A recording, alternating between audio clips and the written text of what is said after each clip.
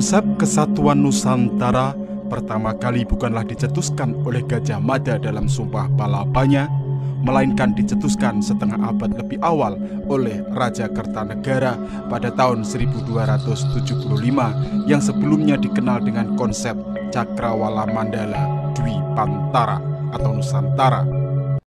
Gegarane wong akrami among abdi pawit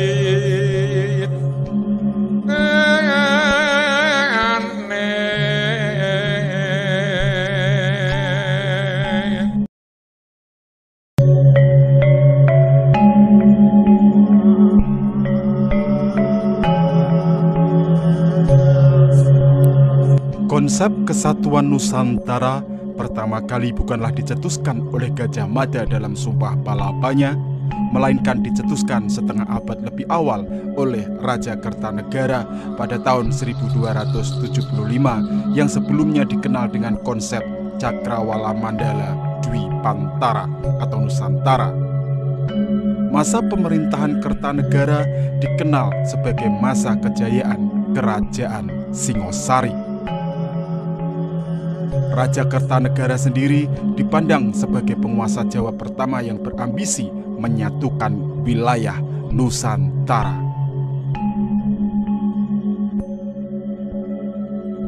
Nusantara adalah istilah yang dipakai untuk menggambarkan wilayah kepulauan yang membentang dari Sumatera sampai Papua yang sekarang sebagian besar merupakan wilayah Kesatuan Republik Indonesia. Kata ini tercatat pertama kali dalam literatur berbahasa Jawa Pertengahan abad ke-12 hingga ke-16 untuk menggambarkan konsep kenegaraan yang dianut oleh Majapahit. Dan kemudian hari, konsep tersebut menjadi inspirasi dari Sumpah Palapanya Gajah Mada di era Tribuana Tunggadewi dan Hayam Wuruk. Tapi sayangnya, konsep Cakrawala Mandala Dwipantara yang dicetuskan oleh Kertanegara Raja Singosari ini harus kandas karena kerajaan Singosari diruntuhkan oleh Jaya Katwang dari gelang-gelang yang mengakibatkan terbunuhnya Raja Kertanegara.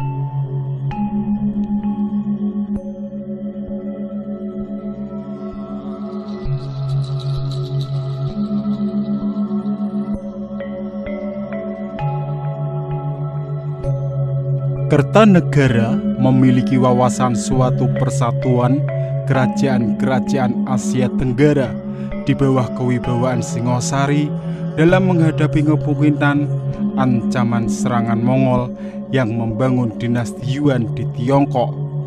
Karena alasan itulah Kertanegara meluncurkan ekspedisi Pamalayu untuk menjalin persatuan dan persekutuan politik dengan kerajaan Melayu Dharmasraya. Pada tahun 1275, Kertanegara mengirim tentaranya ke Melayu melalui pelabuhan Tuban dengan diantar oleh Mahesa Anengah Panji Anggragani sampai di pelabuhan Tuban. Pada mulanya, ekspedisi ini dianggap penaklukan militer. Akan tetapi belakangan ini diduga ekspedisi ini lebih bersifat upaya diplomatik berupa unjuk kekuatan dan kewibawaan untuk menjalin persahabatan dan persekutuan dengan kerajaan Melayu Dharmasraya. Buktinya adalah Kertanegara justru mempersembahkan arca Amogapasa sebagai hadiah untuk menyenangkan hati penguasa dan rakyat Melayu. Sebagai balasannya, Raja Melayu mengirimkan putrinya Dara Jingga dan Dara Petak ke Jawa untuk dinikahkan dengan penguasa Jawa. Pada tahun 1284, Kertanegara juga berhasil menaklukkan Bali dan membawa rajanya sebagai tawanan menghadap ke Singosari. Selain kedua negara tersebut, juga berhasil ditaklukkan daerah-daerah lainnya yaitu Gurun, Pahang, dan Bakulapura.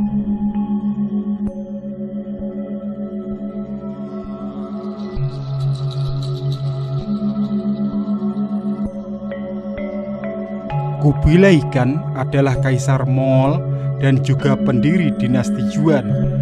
Terlahir sebagai putra dari Tului dan Sogatani Beki. Kubilai Khan adalah cucu Genghis Khan. Masa mudanya dihabiskan untuk mempelajari kebudayaan Tiongkok.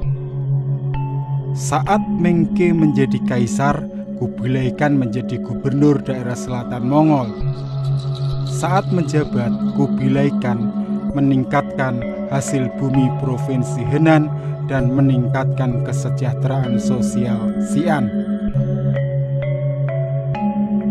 Pada tahun 1253, Kubilai Khan menyerang Yunan. Kemudian ia menguasai dan menghancurkan kerajaan Dali. Pada tahun 1258, Mengke menunjuk Kubilai Khan untuk memimpin pasukan dari timur untuk membantu menaklukkan Sichuan dan Yunnan. Sebelum tiba, ada berita bahwa Mengke wafat. Saat itu Kubilai Khan tetap menyerang Wuhan. Tak lama ia mendengar bahwa adiknya merebut tahta. Kubilai langsung berdamai dengan negeri Sung dan pulang ke arah utara Padang Mongolia. Kubilai Khan dan adiknya masing-masing lalu mengangkat diri menjadi Khan. Pertemuan keduanya berlangsung selama 3 tahun, di mana Kubilai menunjuk sebagai pemenang.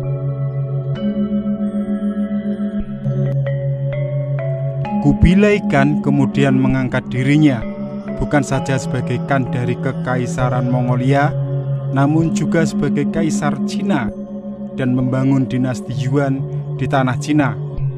Ia lalu memerintahkan untuk memindahkan ibu kota Mongol ke Beijing.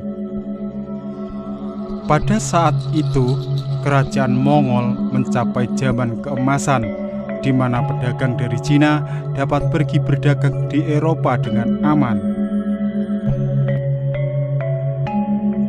Keinginan untuk memperluas pengaruh bangsa Mongol setelah menjajah Cina adalah menundukkan kerajaan-kerajaan lain di wilayah Asia Tenggara dan Asia Timur dengan melancarkan perdagangan dan menggunakan kekuatan militer dan politik.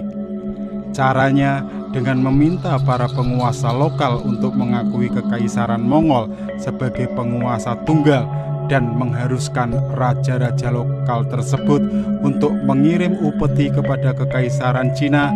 Salah satunya adalah ke Jawa yang kala itu diperintah oleh Raja Kertanegara dari kerajaan Singosari.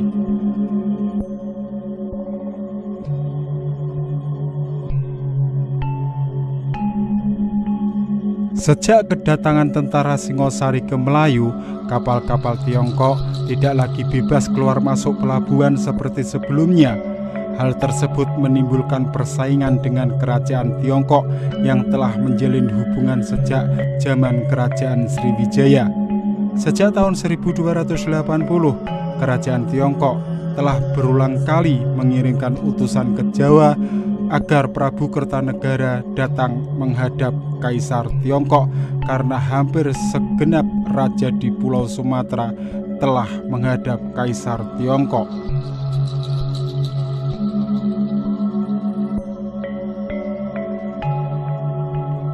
Kekuasaan Singosari menjadi perhatian Kubilai Khan di Cina, dan pada tahun 1289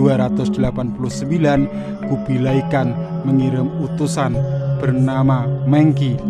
Utusan tersebut membawa surat yang isinya meminta agar Prabu Kertanegara tunduk kepada Kaisar Tiongkok dan mengirim upeti ke Mongol setiap tahunnya. Kertanegara menolak permintaan itu. Bahkan ia berani melukai wajah Mengki dan bahkan memotong telinganya. Peristiwa ini 14 tahun setelah ekspedisi Melayu.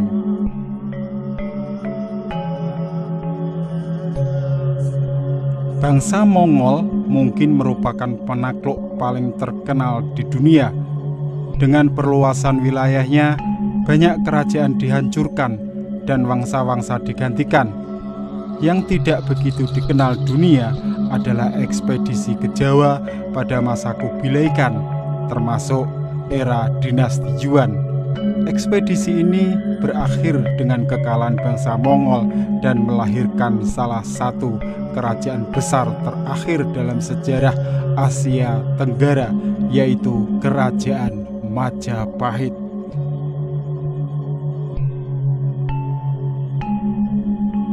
Setelah Raden Wijaya menang melawan Jayakatwang Raja Kediri yang meruntuhkan Singosari dengan dibantu pasukan Mongol, Raden Wijaya pamit kepada para jenderal Mongol yang ketika itu sedang berpesta pora.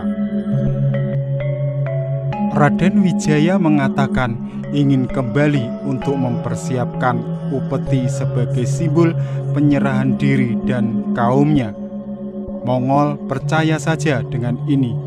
Namun Raden Wijaya harus didampingi 200 pasukan barbar itu. Singkat cerita, kemudian rombongan itu pun melakukan perjalanan ke desa Majapahit. Lalu ketika sampai di sebuah desa, secara tiba-tiba Raden Wijaya justru menyuruh pasukannya untuk menumpas tentara-tentara Mongol ini.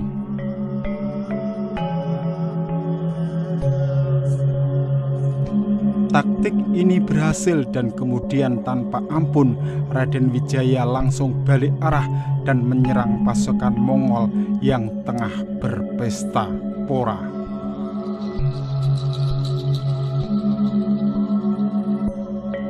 Raden Wijaya begitu bergegas kembali ke barak-barak Mongol beserta ribuan tentaranya.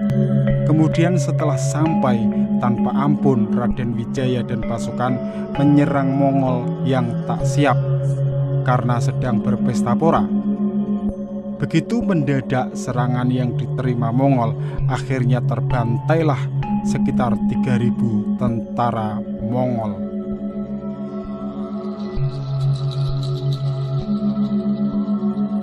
Mongol tak punya pilihan selain mundur, apalagi Raden Wijaya begitu terengginas dalam memburu mereka. Dengan susah payah akhirnya pasukan Mongol beserta jenderal-jenderalnya berhasil menaiki kapal dan berlayar menjauhi Jawa.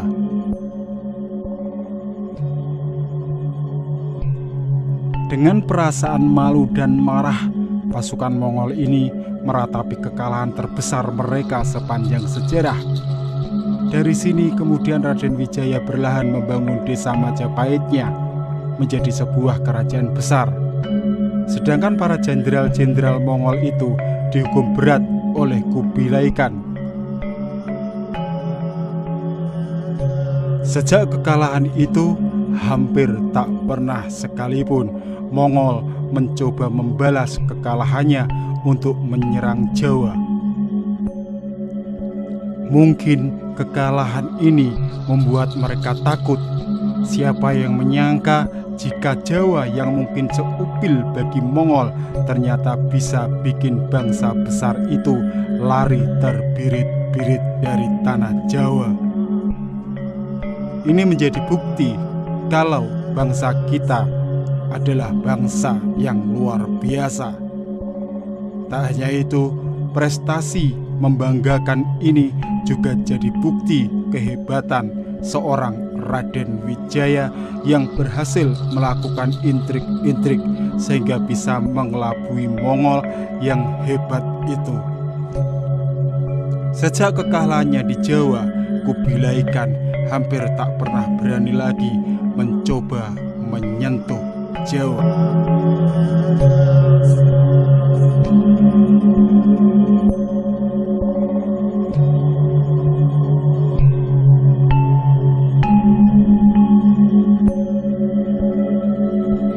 Begitulah sedikit cerita tentang kekalahan bangsa Mongol di tanah Jawa. Akhirul kalam, assalamualaikum warahmatullahi ta'ala wabarakatuh. Salam Rahayu, Om Swastiastu, Namo Buddhaya, salam kebajikan.